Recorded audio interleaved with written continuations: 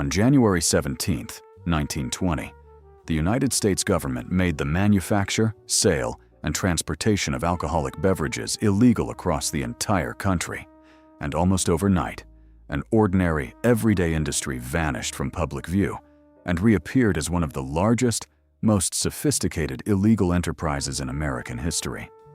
What followed over the next 13 years wasn't simply a story of speakeasies and organized figures. The image most of us carry from old films and photographs. It was a genuine arms race of engineering and logistics, a covert economy that pushed automotive design, maritime technology, and even early radio communication forward in ways nobody in Washington had ever anticipated when they passed the 18th Amendment. This is the story of how bootleggers and rum runners actually built and operated their trade, the real mechanics behind the myth. To understand why Prohibition produced such remarkable technical ingenuity, you first have to understand the sheer scale of demand it created almost instantly. Americans did not stop wanting to drink simply because Congress had declared it illegal. Within weeks of the law taking effect, underground bars, soon known as speakeasies, for the hushed, careful way patrons were expected to discuss them, had begun opening in cities across the country, and that demand created an enormous, immediate market for anyone willing to take the risk of supplying it. Estimates suggest that by the mid-1920s, New York City alone was home to anywhere from 20 to 100,000 speakeasies, though exact figures remain genuinely difficult to pin down given the deliberately hidden nature of the entire trade. Supplying that demand required moving enormous quantities of liquor from where it could still be legally produced, primarily Canada, the Caribbean, and Europe, into a United States now patrolled by a chronically understaffed and underfunded Federal Prohibition Bureau. That gap between overwhelming demand and thin enforcement is precisely where the era's technical ingenuity took root. The maritime side of the trade, known specifically as rum running, developed its own distinct set of tactics almost immediately, exploiting a simple but crucial legal loophole. International law at the time recognized a 3-mile limit of U.S. territorial waters, meaning that any ship anchored beyond that boundary was operating in international waters, entirely beyond the reach of American law enforcement. Smugglers quickly organized what became known as Rum Row, essentially a floating marketplace of larger vessels anchored in international waters just off the American coastline, loaded with cases of imported liquor and waiting for buyers to come to them. One of the most famous figures to operate this system was Bill McCoy, a former boat captain who anchored his schooner off the New Jersey coast and became known for selling only high-quality, unadulterated imported liquor, refusing to water down or cut his product the way many less scrupulous competitors did, a reputation for honest quality that some historians credit as the actual origin of the phrase, still used today, the real McCoy. Customers, sometimes as many as 15 boats at a time, would motor out from shore, engines running, to buy cases directly off McCoy's ship, examining handwritten price lists posted along the rigging advertising name brands like Johnny Walker and Dewars. The real technical challenge, however, wasn't reaching Rum Row. It was getting product from those anchored ships back to shore, and then from the shore inland, without encountering the Coast Guard, customs agents, or local police along the way. Smaller, faster contact boats developed specifically for this purpose became essential tools of the trade. Vessels built and modified with an emphasis on raw speed above almost anything else. Powerful engines paired with lightweight hulls designed to outrun the Coast Guard's own patrol vessels in a straight chase. In Detroit, prominent local syndicates exploited the narrow, heavily trafficked Detroit River, running liquor across from Windsor, Ontario, in a corridor so short and so consistently used that federal agents struggled for years to meaningfully choke off the flow, since a fast boat could complete the crossing and disappear into the city's waterfront in a matter of minutes. Perhaps the most technically sophisticated of the era's rum runners was a former naval officer turned smuggler named Roy Olmsted, operating out of Seattle. Olmsted ran a genuinely large-scale, highly organized operation, shipping Canadian whiskey down from a distillery in Victoria, British Columbia, staging it temporarily on small, out-of-the-way islands along the route before final delivery into Seattle. And at his peak, his operation reportedly generated something in the range of $200,000 a month, an extraordinary sum for the era. Olmsted's operation is particularly notable to historians for one specific reason. Federal agents eventually built their case against him substantially through wiretaps on his telephone lines, without ever obtaining a judicial warrant to do so, an investigative tactic so legally novel at the time that Olmsted's resulting apprehension and prosecution ultimately produced a landmark United States Supreme Court case in 1928 on the constitutionality of warrantless wiretapping, a legal question whose implications would extend for decades, and, in various forms, right up into today's ongoing debates over digital privacy and government surveillance. That case points to a broader, less visible dimension of the entire bootlegging trade: communication, coordinating a large-scale smuggling operation, tracking Coast Guard patrol movements, arranging meeting times and locations between larger supply ships and smaller contact boats, and warning drivers of checkpoints along inland delivery routes, all required a functioning communications network operating entirely outside any legal or regulated system.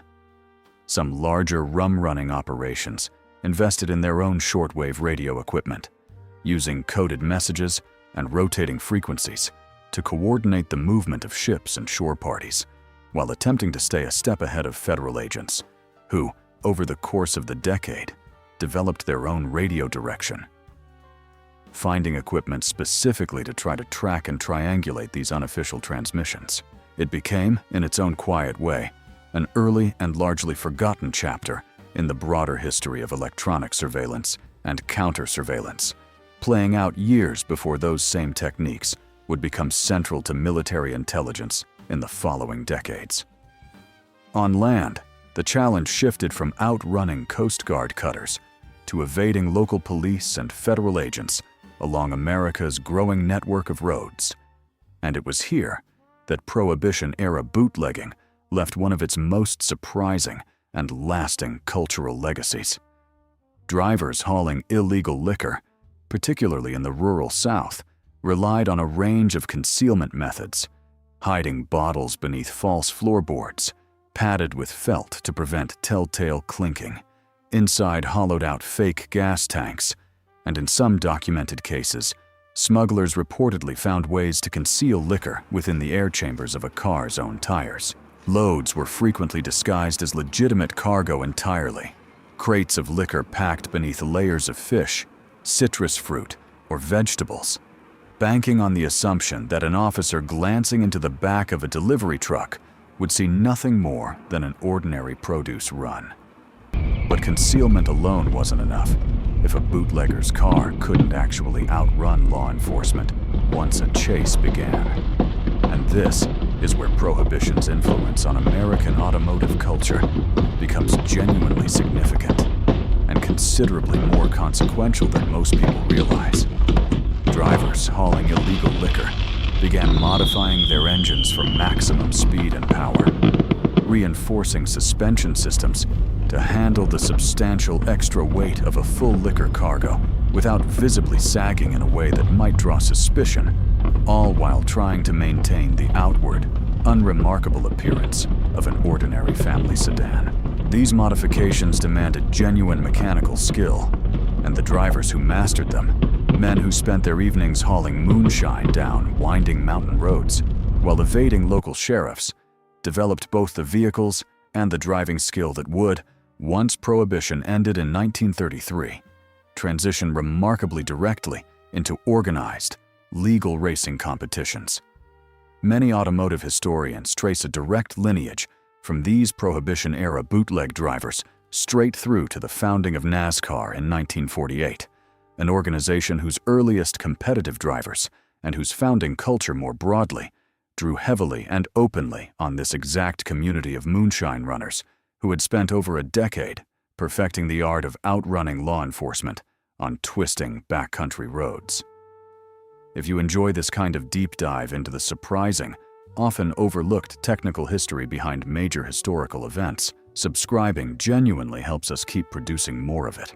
Rum running by boat and bootlegging by automobile represented the two most common methods of moving liquor, but they were far from the only ones, and Prohibition-era smugglers proved remarkably willing to exploit essentially any available technology or terrain feature that offered an advantage.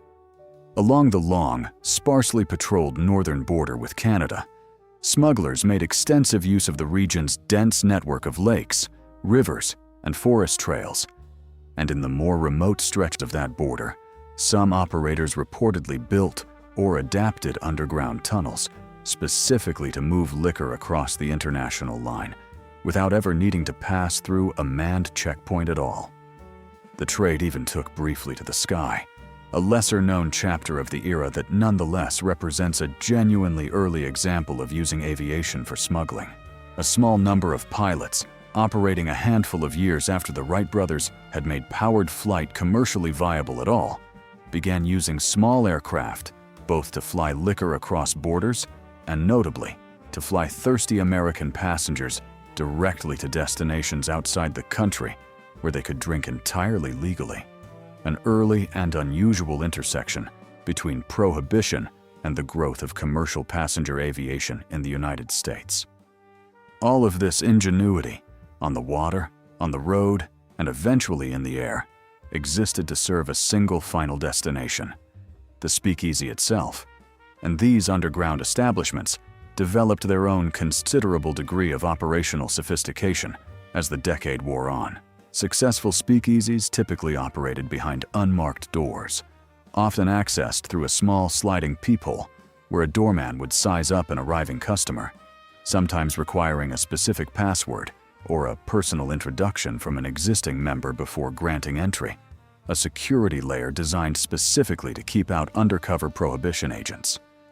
Many operations maintained elaborate, well-rehearsed contingency plans for the event of an official inspection, hidden alcohol storage that could be concealed or neutralized at a moment's notice, and in some documented cases, secret exits or escape routes built directly into a building's design, allowing patrons and staff to disappear before officers could make it through the front entrance. The financial scale these operations eventually reached is genuinely difficult to overstate.